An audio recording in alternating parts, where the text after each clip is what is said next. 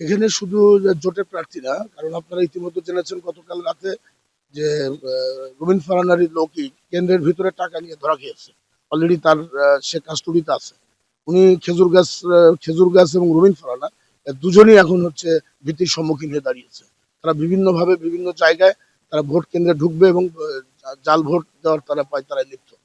আপনারা জানেন ইতিমধ্যে যে ইয়েতে চরচার তলার কয়েকটি কেন্দ্রই কিন্তু ঝুঁকিপূর্ণ, কারুয়ার কয়েকটি কেন্দ্র ঝুঁকিপূর্ণ, সোহাগপুরের কয়েকটি কেন্দ্র ঝুঁকিপূর্ণ, চান্দুরা ভুদন্তির বেশ কয়েকটি কেন্দ্র ঝুঁকিপূর্ণ, সরাইলেরও বেশ কিছু কয়েকটি ঝুঁকিপূর্ণ।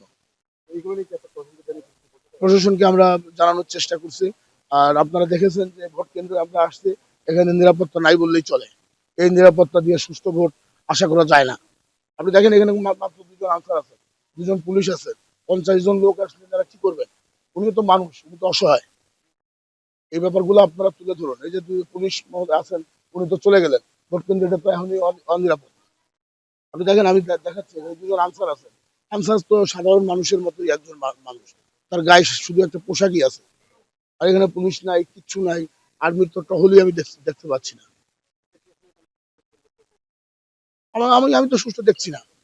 এভাবে ভোট আমরা তো আশা করিনি। এত দেশবাসীকে এত সুন্দর সুন্দর কথা বললো, আমার তো মনে হচ্ছে যে খুবই ঝুঁকিপূর্ণ এলাকা হয়ে দাঁড়িয়েছে। আমার মনে হয় বাংলাদেশের সব জায়গায় এরকম।